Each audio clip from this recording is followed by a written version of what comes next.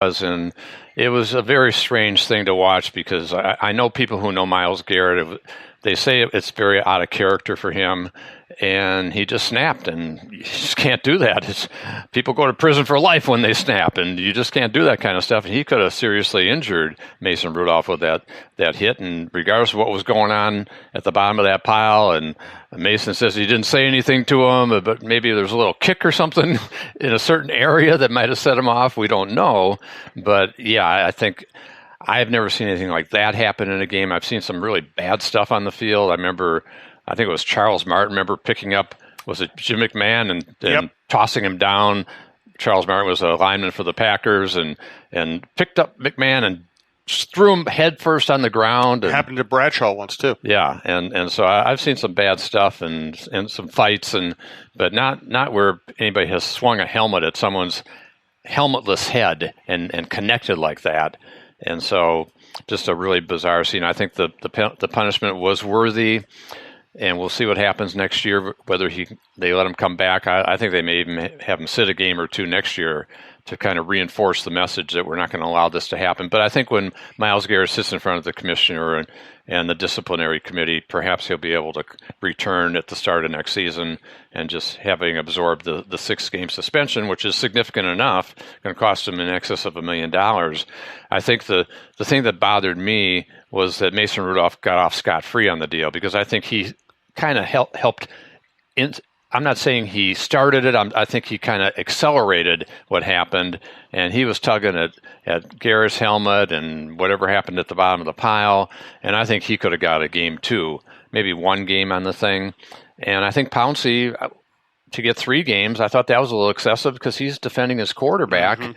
And perhaps 2 games would have been more sufficient for him. And maybe on appeal, that'll come back that way because of what happened. But it just was an ugly, ugly scene, and hopefully the league sent a real strong message it's not going to be tolerated in the future.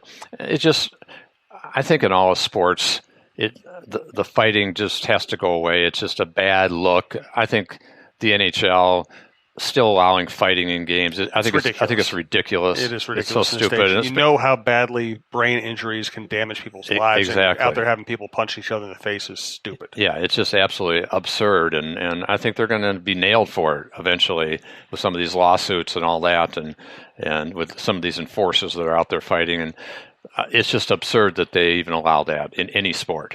Absolutely. 3 more topics I want to get to today. I want to talk about the game I'm most interested in this weekend, Mitchell Trubisky, and a quick comment on Kirk Cousins leading that big comeback. Remember, we have a deal with Bite Squad. The promo code is TalkNorth. That'll get your first delivery fee waived. Then after that, go to bitesquad.com, see what deal they have and what restaurants they have in your area. And also, the best way to use Bite Squad is upload their app, and then just ordering becomes very easy. BiteSquad.com, Bite Squad the app, promo code TalkNorth. Let's start with Mitchell Trubisky. You know, if you want to be kind, you can say he's actually gotten a little bit better the last couple of weeks, I think. But he's not gotten anywhere close to where they needed him to be, or where they wanted him to be, where they expected him to be, and the Bears have fallen completely apart. Yeah, there are a lot of things that have happened in Chicago this year. The defense is not playing at the level they were. They lost Akeem Hicks. That's part of it. He was a big force last year. Khalil Mack is not playing at quite the same level, and possibly that could be partially because Hicks is out of there. Mm-hmm. But he's got 5.5 sacks. He had 12.5 last year. He had 10 tackles for loss last year. He's only got 3 this year. So he's not playing at the same level. But Trubisky is obviously the lightning rod in Chicago and the focal point for Bears fans and media. And obviously he's always going to be compared with Patrick Mahomes and Deshaun Watson, who were picked after him, and that's the GM Ryan Pace has to live with that. But I wrote this week in Sporting News, and I said, for Bear fans who think they're going to get rid of him, forget it. They're not getting rid of him after this year. He's first of all got another year on his contract before the option year even. If they cut him or trade him next year, there'd be over $9 million dead money hit on the salary cap. And I think they're going to be looking to try to reclaim the Mitch Trubisky of last year, which was a good player. Yeah. He was a good player last year. He had a 95 rating. He made the Pro Bowl. albeit as an alternate, but got selected because Goff went to the Super Bowl. He had a good year. He beat the Vikings twice and was very impressive in those games, running and throwing. And this year he hasn't been running. He's got 58 yards rushing. Last year he had over 400 yards rushing. And we know how effective running quarterbacks are in the league this year, a la Lamar Jackson, Russell Wilson, etc. And Trubisky, that was part of his strength, and he hasn't done it this year. Now he got hurt against the Vikings on the Danielle Hunter hit earlier in the year, but he just hasn't looked right all year, starting with the opener against Green Bay, was missing open receivers, and just seems to have lost his confidence.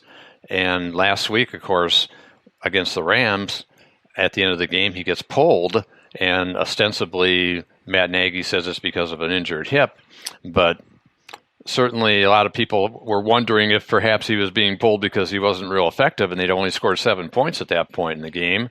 And looking at him on the sideline and his post-game interviews, wow, he just talked about downtrodden, really shaken. And so you wonder, is this year a lost cause for him? Can he get things going again?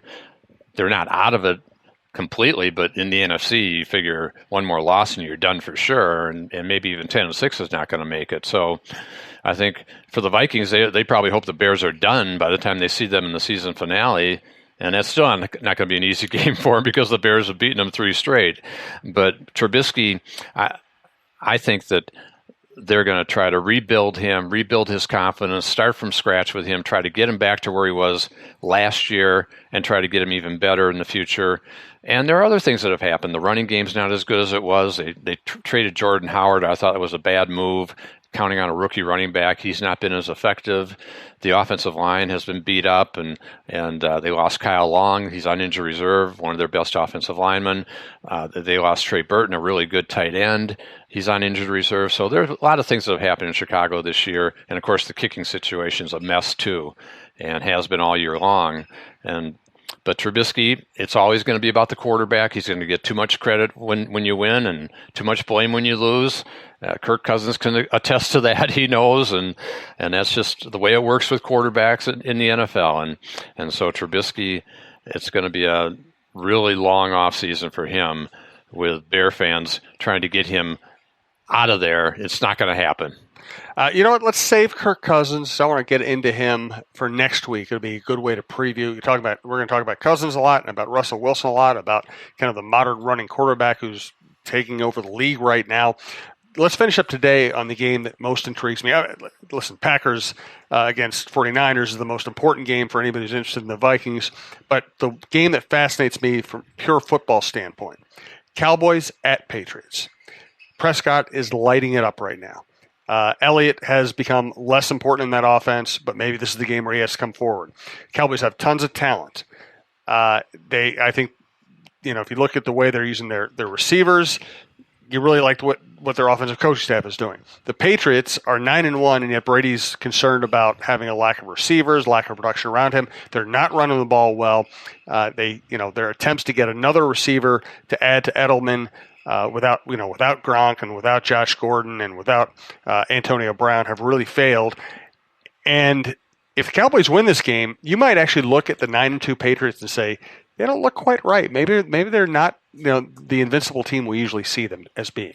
Yeah, but I think they're going to win the game, Jim. Okay, yeah, and they very well might. They usually do. It's at New England on a November afternoon. They almost always win those games. Yeah, and they still have, I believe, the number 1 defense or number 2 defense in the NFL, and very stout secondary.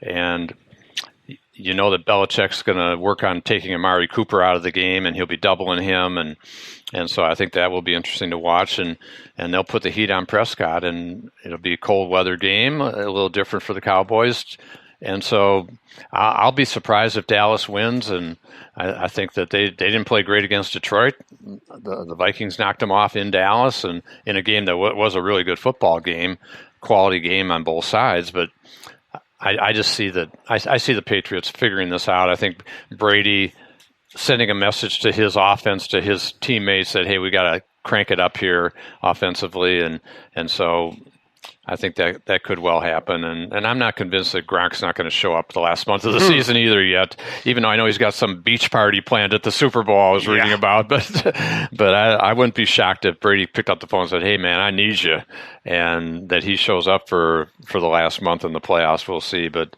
I think it's going to be an interesting game. I think there are several really interesting matchups this weekend, and that Packer 49er game. The Vikings, as I said, they really need San Francisco to come through. I'm not sure I'm going to pick them, though. I just think that San Francisco is a bit overrated. They've got a killer schedule coming up. After the Packers, they have to go to Baltimore and New Orleans back-to-back. All of a sudden, San Francisco could be 9-4 before you know it. And so we'll see how that all shakes out. But really looking forward to I know we'll talk more next week about the Seattle game and that matchup. That was really one of the down moments for the Vikings last season, that Monday night game in Seattle. Yeah.